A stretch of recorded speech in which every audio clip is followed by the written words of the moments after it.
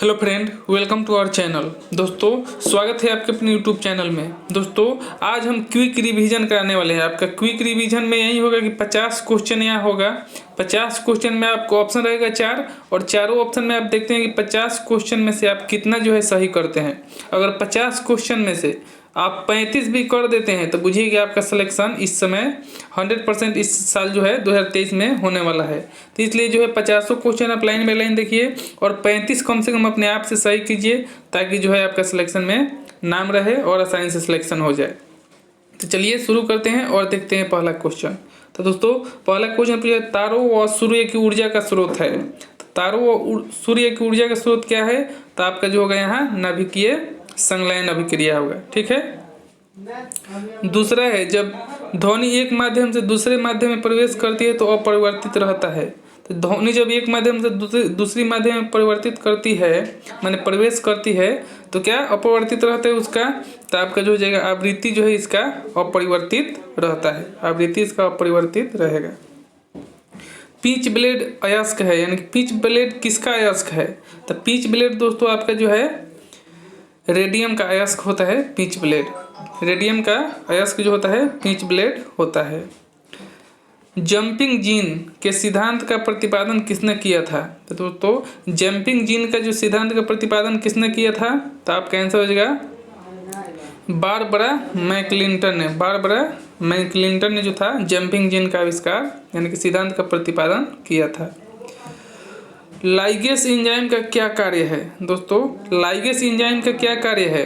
तो यहाँ आपका आंसर हो जाएगा लाइगेस एंजाइम का जो कार्य होता है आपका डीएनए के टुकड़े को जोड़ना। डीएनए के जो टुकड़े होते हैं उसके जोड़ना जो काम होता है लाइगेस एंजाइम का काम होता है। छठा जो है कोशिकाओं के घटकों को किस विधि से भौतिक रूप से अलग किया जा सकता है? तो कोशिकाओं के घटकों को किस विधि से भौतिक रूप से अलग किया जा सकता है? तो आपका यहाँ आंसर हो जाएगा दोस्तों सेंट्रीफ्यूगेशन। सेंट्रीफ्यूगेशन द्वारा जो है कोशिकाओं के घटकों को विधि से अलग किया जा सकता है। ठीक है। 7 नंबर देखिए, डिजिटल प्रणाली निम्नलिखित में से किस पर आधारित है? तो दोस्तों, डिजिटल प्रणाली आप लोग सभी जानते होंगे कि जो है कंप्यूटर पे जो आधारित है डिजिटल प्रणाली। नेक्स्ट क्वेश्चन पूछा है एलिसा जांच किस रोग से संबंधित है? तो दोस्तों, एलिसा जांच जो है आपका एड्स से संबंधित है। ये बहुत ही वीवीआईपी क्वेश्चन है। सामान्य स्वस्थ मनुष्य में हृदय 1 मिनट में कितनी बार धड़कता है? तो सामान्य स्वस्थ मनुष्य जो होते हैं उसमें 1 मिनट में हृदय कितनी बार धड़कता है दोस्तों? तो आपको पता होगा कि ये भी 72 सेकेंड यानी कि 72 बार धड़कता है 1 मिनट में। 1 किलोग्राम वसा देता है। 1 किलोग्राम वसा कितना देगा दोस्तों? तो 1 किलोग्राम वसा जो है आपको 9 कैलोरी ऊर्जा देता है। 1 किलोग्राम वसा आपका 9 कैलोरी ऊर्जा देता है। जल की संशुद्धि में कौन सा रसायन प्रयुक्त होता है? तो जल की संशुद्धि में कौन सा रसायन प्रयुक्त होता है? तो दोस्तों, आपका यहाँ आंसर हो जाएगा पोटेशियम परमैंगनेट। याद रखिएगा, पोटेशियम परमैंगनेट जो है जल की शुद्धि में प्रयुक्त होता है। ये बहुत ही वीवीआई क्वेश्चन है दोस्तों। यहाँ क्विक रिवीजन है, आपको सिर्फ क्वेश्चन और आंसर बताया जा रहा है। आपको अपने से जो है मन में आपको टिक मारना है कि आप सही कर रहे हैं या गलत कर रहे हैं, क्योंकि आप इसमें गलत करते हैं तो बुझिए कि वो आपका नुकसान है, हमारा कोई इसमें घाटा नहीं है। भ्रूण को भोजन किस माध्यम से प्राप्त होता है? तो भ्रूण को जो है भोजन दोस्तों आपको हो जाएगा गर्भाशय से प्राप्त होता है। ठीक है। आप पिछले अगर वीडियो देखे होंगे तो आपको बहुत ही ईजी लग रहा होगा, आप आसानी से इसको बना सकते हैं। लेकिन जो अब नए देख रहे हैं बच्चे उनके लिए थोड़ा डिफिकल्ट होगा, लेकिन आप इसको देख लीजिए एक बार, आपका जो है 50 क्वेश्चन आपके मुट्ठी में हो जाएगा और जो आपका सिलेक्शन में 100% ये साथ देगा। तो देखिए 13 नंबर क्वेश्चन पूछा है निम्न में से किस देश की अपनी सभी नाभिकीय संयंत्रों को बंद करने की योजना है? तो वह कौन सी देश है दोस्तों जो नाभिकीय संयंत्रों को अपने बंद करने की योजना बना रहा है? तो ये आपका देश हो जाएगा जर्मनी। जर्मनी जो देश है आपका नाभिकीय संयंत्रों को बंद करने की योजना बना रहा है। मरासमस किसकी कमी से होता है? दोस्तों, मरासमस एक बीमारी है जो किसकी कमी से होता है? तो मरासमस जो है आपका कैलोरी की कमी से होता है, कैलोरी की। 15 में पूछे वातावरण में ओजोन परत की क्षीणता के लिए कौन सा रसायन मुख्य रूप से उत्तरदायी है? तो वातावरण में ओजोन परत की क्षीणता के लिए कौन सा रसायन मुख्य रूप से उत्तरदायी है दोस्तों? तो आपके यहाँ आंसर हो जाएगा क्लोरोफ्लोरोकार्बन, जिसको CFC भी कहते हैं, क्लोरोफ्लोरोकार्बन या CFC, ठीक है, शॉर्टकट में CFC कहते हैं। निम्नलिखित में से कौन सा रूपांतरण नहीं है? तो रूपांतरण इसमें कौन सा नहीं है? सबका रूपांतरण होता है, लेकिन एक कौन सा है जिसका रूपांतरण नहीं होता है? तो यहाँ जो क्या है, चुकंदर। चुकंदर को फिर से रूपांतरण नहीं किया जा सकता, ठीक है। 17 नंबर पूछा है, सामान्य रूप से मसाले के तौर पर काम में लाई जाने वाली इलायची यानी लौंग जो है, सामान्य रूप से काम में यानी कि मसाले के काम में लाई जाने वाली लौंग जो है निम्न में से प्राप्त की जाती है। तो ये कौन सी अंग से प्राप्त की जाती है? पेड़ पौधे के कौन से भाग से प्राप्त की जाती है? तो ये जो है आपकी कली से प्राप्त की जाती है, पेड़ पौधे की कली से प्राप्त की जाती है लौंग। 18 पूछा है, वयस्क मनुष्य में रक्त निम्नलिखित के द्वारा बनता है। तो वयस्क मनुष्य जो होते हैं उसमें रक्त जो है किसके द्वारा बनता है? तो वयस्क मनुष्य में जो है रक्त दोस्तों आपके लाल अस्थि मज्जा से बनता है, लाल अस्थि मज्जा में जो है रक्त बनता है, ठीक है। 19 नंबर पूछा है, जल वसा और विभिन्न उपचयी अपशिष्टों को उत्सर्जन करने वाला अंग है। तो जल वसा और विभिन्न अपचयी अपशिष्टों को उत्सर्जन करने वाला अंग कौन सा होता है? तो आपका हो जाएगा यहाँ त्वचा, ठीक है, त्वचा। 20 नंबर पूछा है, मलेरिया रोधी औषधि के रूप में काम आने वाला यौगिक है। तो मलेरिया रोधी औषधि के रूप में काम आने वाला यौगिक कौन सा है? तो आपके यहाँ हो जाएगा क्लोरोक्विन। क्लोरोक्विन जो है आपके मलेरिया रोधी की औषधि में काम लाया जाता है। प्रयोगशाला औषधि के रूप में काम आने वाला यौगिक है। तो यानी कि प्रयोगशाला में जो है औषधि के रूप में किसको काम में लाया जाता है? तो यूरिया को जो है प्रयोगशाला में काम लाया जाता है। बस आपका 22 नंबर हो गया, और ये आपका जो है 28 क्वेश्चन है, याद रखिए, धीरे धीरे इसको आप पढ़िए तभी जाके याद होगा। निम्नलिखित में से कौन मिश्र धातु नहीं है? तो निम्न में से कौन मिश्र धातु नहीं है दोस्तों? तो आपका तांबा जो है आपका मिश्र धातु नहीं है, क्योंकि इसका Cu होता है संक्षेप, ठीक है। तो कॉपर जो है आपका मिश्र धातु नहीं है। बाकी इस्पात जो है पीतल कांच ये सब किसी न किसी दो धातु से मिल करके बना है, लेकिन तांबा सिर्फ आपका अकेला कॉपर है, ठीक है।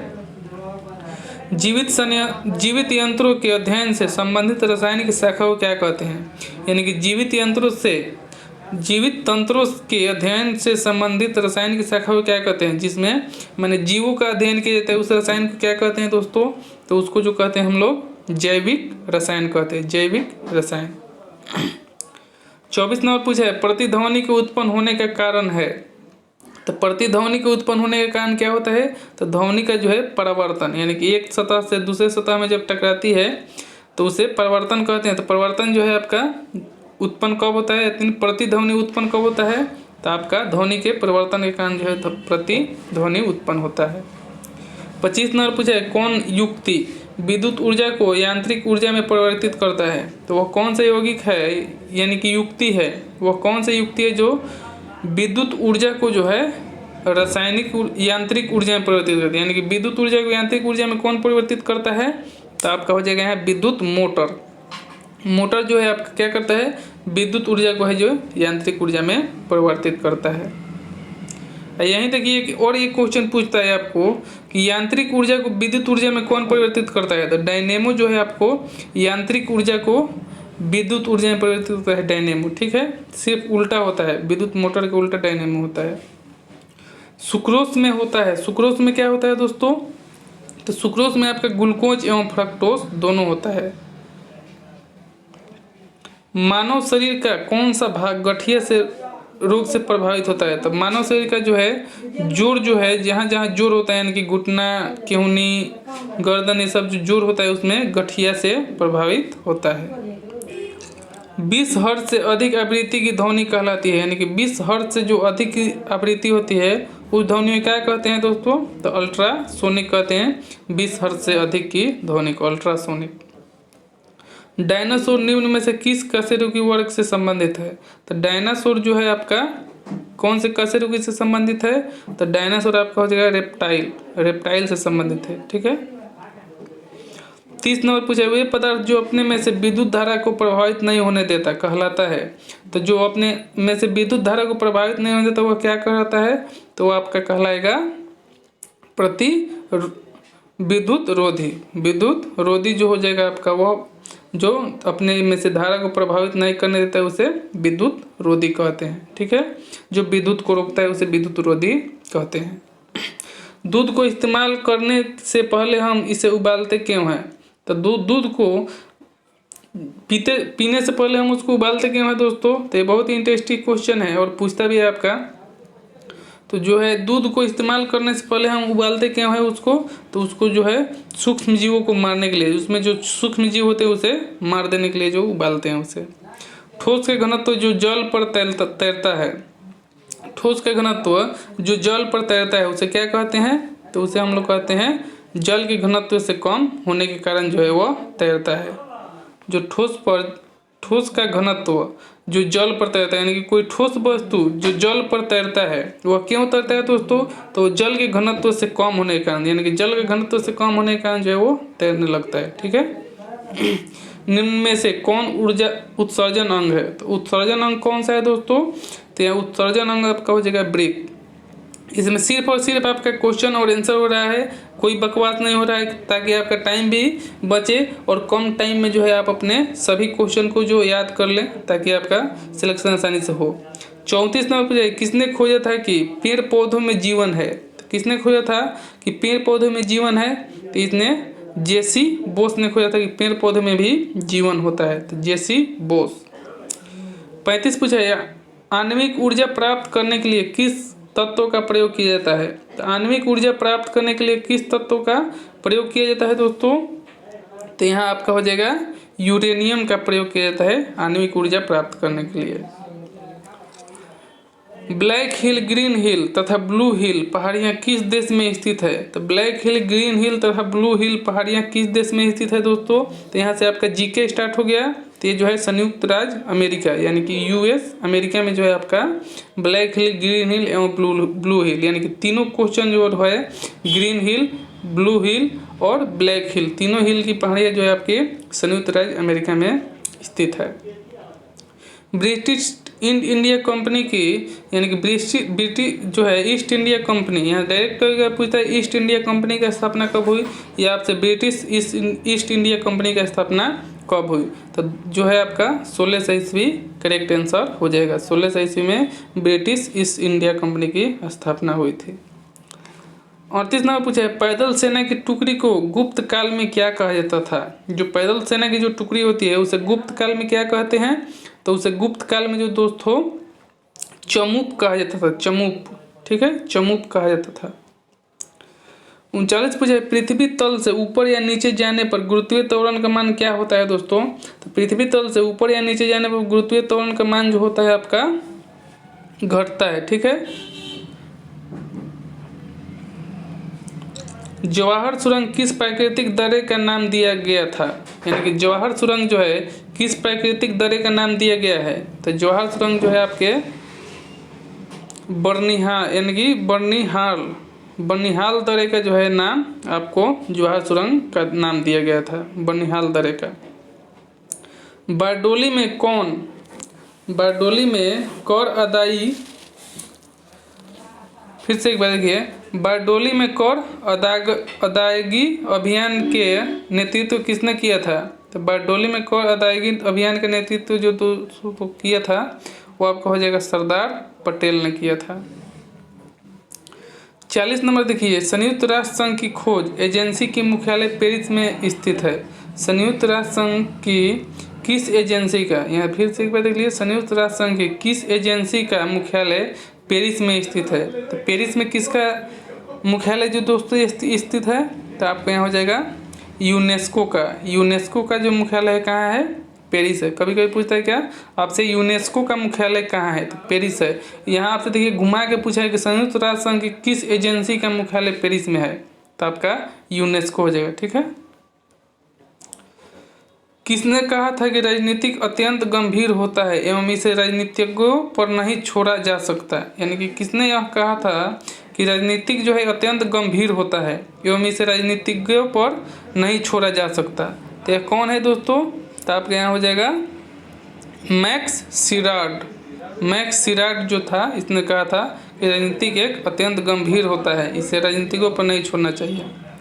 गोंड जनजाति मुख्य कहाँ पाए जाते हैं, यानी कि गोंड जो जनजाति है वो मुख्यतः कहाँ पर पाए जाते हैं, यानी सबसे ज़्यादा कहाँ पर पाए जाते हैं गोंड जनजाति। तो गोंड जनजाति जो है आपको दोस्तों आंध्र प्रदेश में सबसे ज़्यादा पाई जाती है, आंध्र प्रदेश। 45 नंबर पूछा है, अंतर्राष्ट्रीय तिथि रेखा को पार करते समय किस दिन बढ़ जाता है जबकि यात्रा निम्नानुसार की जाती है। तो दोस्तों अंतर्राष्ट्रीय तिथि रेखा को पार करते समय एक दिन बढ़ जाता है। फिर से यहाँ एक बार क्वेश्चन मिस्टेक हुआ था। अंतर्राष्ट्रीय तिथि रेखा को पार करते समय एक दिन बढ़ जाता है जब यात्रा निम्नानुसार की जाती है। तो यात्रा कहाँ से कहाँ की जाती है दोस्तों, तो यात्रा जो है आपका पूर्व से पश्चिम की ओर की जाती है। यात्रा जो है आपका पूर्व से पश्चिम की ओर की जाती है, तो एक दिन बढ़ जाता है। और 5 क्वेश्चन है, देख लीजिए आसानी से। किस वर्ष अधिकृत रूप से भारत की राजधानी कलकत्ता से दिल्ली स्थानांतरित की गई थी। तो किस वर्ष जो था दोस्तों भारत की राजधानी कलकत्ता से दिल्ली स्थानांतरित की गई थी, तो आपका आंसर हो जाएगा यहाँ 1912 में जो था। पहले आपका राजधानी जो था कलकत्ता था, अब क्या हो गई, नई दिल्ली हो गई 1912 में। भारतीय राष्ट्रीय ध्वज पहली बार कहाँ फहराया गया। तो भारत का जो राष्ट्रीय ध्वज तिरंगा है यह कहाँ सबसे पहले फहराया गया दोस्तों, तो ये जो फहराया गया आपका राष्ट्रपति भवन पर सबसे पहले फहराया गया था। 48 नंबर पूछा है, दिन रात की अवधि समान होती है कहाँ पे। तो दिन रात की अवधि जो है समान आपका कहाँ होता है दोस्तों, तो आपका भूमध्य रेखा पर जो है दिन रात की अवधि एक समान होती है। सारनाथ स्थित अंतर्राष्ट्रीय स्तंभ का कौन सा भाग राष्ट्रीय प्रतीक चिन्ह के रूप में लिया जाता है। तो सारनाथ स्थित राष्ट्रीय स्तंभ का कौन सा भाग जो है राष्ट्रीय प्रतीक चिन्ह के रूप में लिया जाता है, तो आपका आंसर हो जाएगा यहाँ शीर्ष भाग जो होता है। सारनाथ का जो शीर्ष भाग होता है यही जो है राष्ट्रीय स्तंभ में या राष्ट्रीय के प्रतीक चिन्ह में लिया जाता है, शीर्ष भाग उसका होता है वह। बिंबिसार का राज वैद्य कौन था। दोस्तों बहुत इंपॉर्टेंट और लास्ट क्वेश्चन, बिंबिसार का राज वैद्य कौन था। तो बिंबिसार का जो राष्ट्र वैद्य था आपका, बिंबिसार का राज वैद्य कौन था, तो यहाँ देखिए बिंबिसार का राज वैद्य था आपका जीवक। जीवक जो था आपका बिंबिसार का राज वैद्य था। दोस्तों यही कुछ 50 महत्वपूर्ण क्वेश्चन रहा आपके लिए, और आपने अगर 35 भी क्वेश्चन अपने मन से कर दिए होंगे तो समझिए कि आप बहुत ही एक्सीलेंट तैयारी कर रहे हैं और आपका सिलेक्शन आसानी से हो जाएगा। लेकिन जो दोस्तों 35 भी नहीं कर पाए हैं इस क्वेश्चन में, तो समझिए कि उनको अभी बहुत मेहनत करना पड़ेगा, और जितना भी वीडियो जा रहा है उसको सबको देखना पड़ेगा, और पिछले जो वीडियो चलाएगा उन सभी को देखना पड़ेगा, तभी जो है जाकर के आपका तैयारी स्ट्रांग होगा और आप जो है एग्जाम क्रैक कर पाएंगे। तो दोस्तों चलिए फिर मिलेंगे नेक्स्ट वीडियो में नेक्स्ट क्वेश्चन के साथ। दोस्तों थैंक यू, जय हिंद।